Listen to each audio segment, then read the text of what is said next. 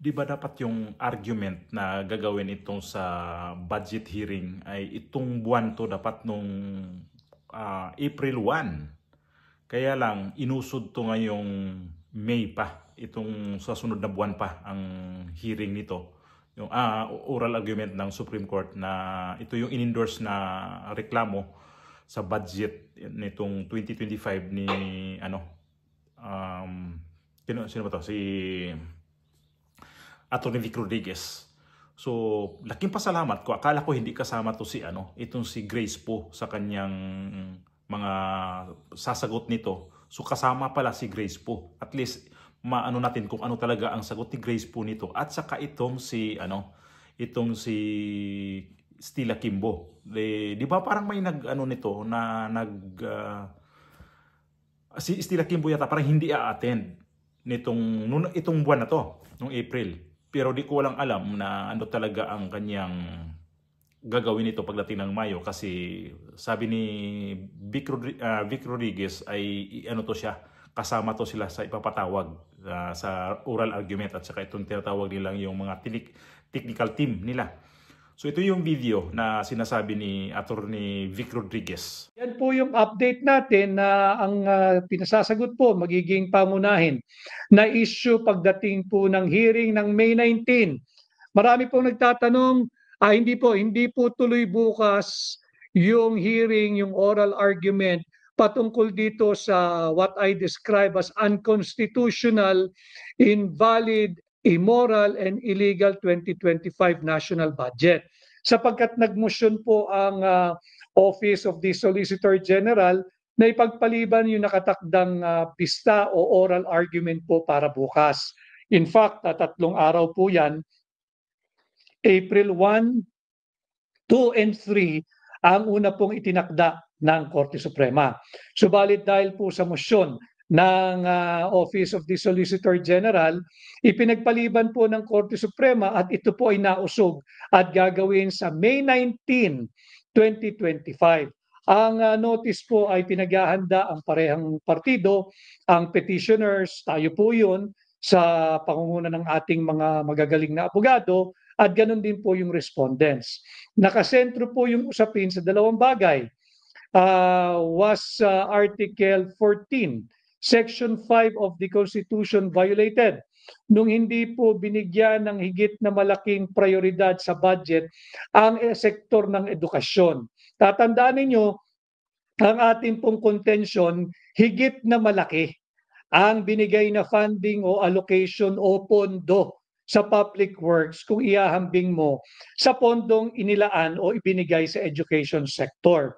Mahigit 1 trillion po yung ibinigay kabuuan sa public works sector. Samantalang sa education sector, 900 plus billion lamang. At in fact, binawasan pa nga po yan ng 31 billion pesos. At panahon po ng graduation, pag-usapan natin pansamantala itong education sector natin, lalo na yung nasa public school sector.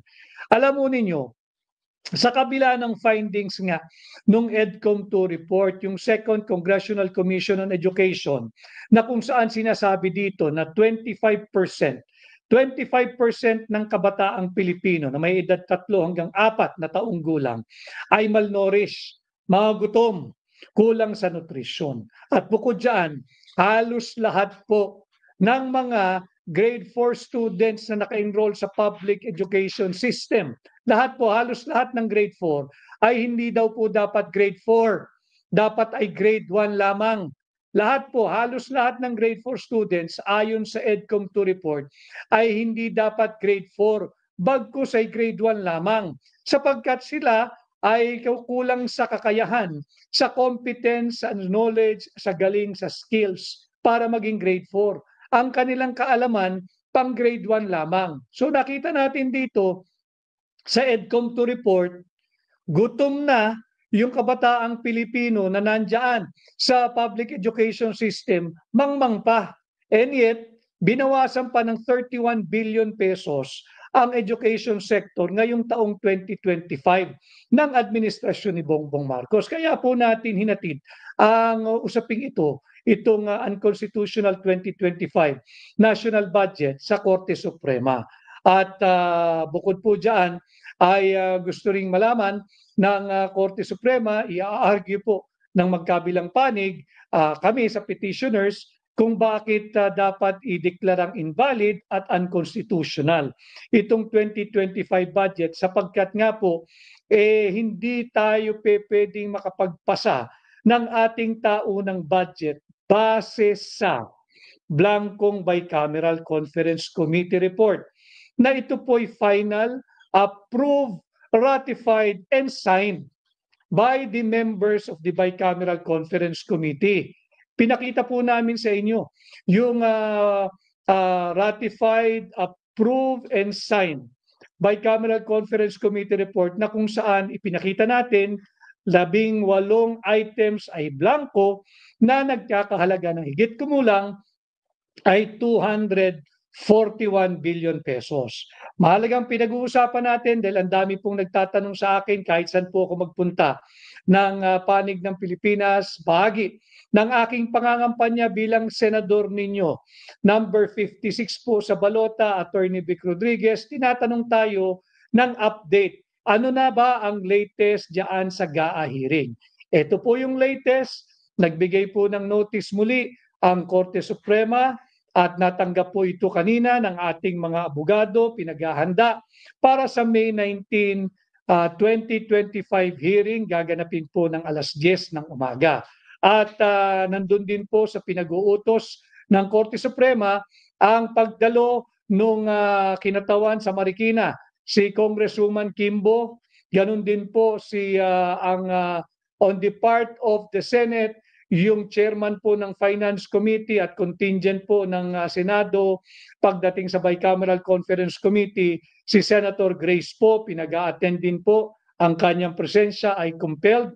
At ganun din yung una na nilang binubuntunan ng sisi, yung mga manggagawa, yung matitino, tapat na manggagawa ng Kongreso dyan sa mababang kapulungan at sa Senado, yung tinatawag nating miyembro ng Technical Working Group ng Bicameral Conference Committee, pareho sa Senado at sa House of Representatives ay mariing pinapaalalahanan ng Korte Suprema na dumalo at maging present sa gagawing pagdinig sa May 19, 2025 simula alas 10 ng umaga. Uy, wag natin kalimutan si Atty. Vic Rodriguez na iboto natin itong darating na eleksyon kasi kakandidato to. Ito yung napakagandang magiging senador kasi transparent ang gusto nito sa gobyerno.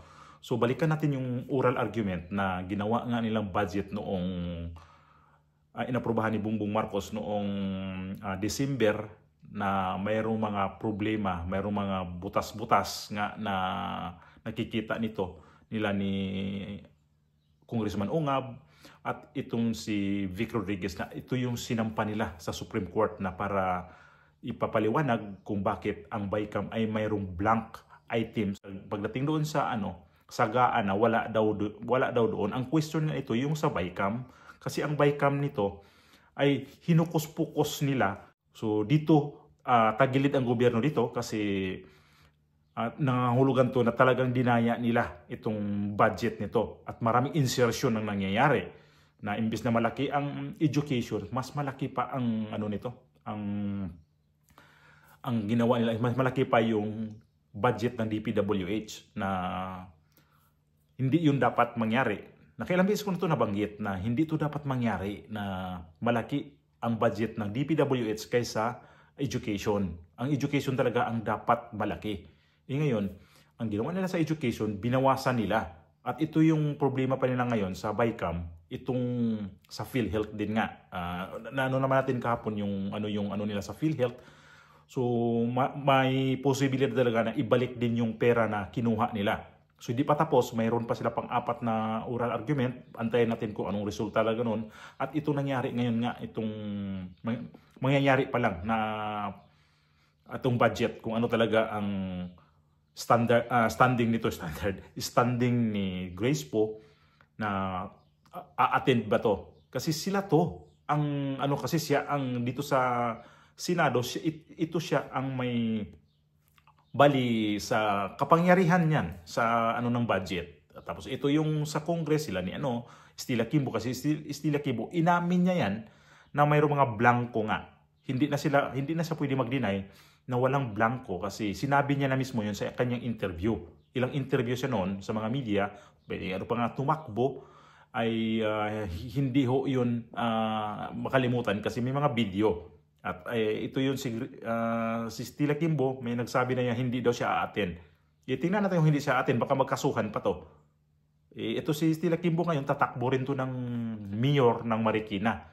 So kayong taga Marikina, nako, bandayan nyo tong taga sa inyo to na tatakbong mayor. Congresswoman nga to, grabe, mangurap. Ano na kaya kung magiging mayor to?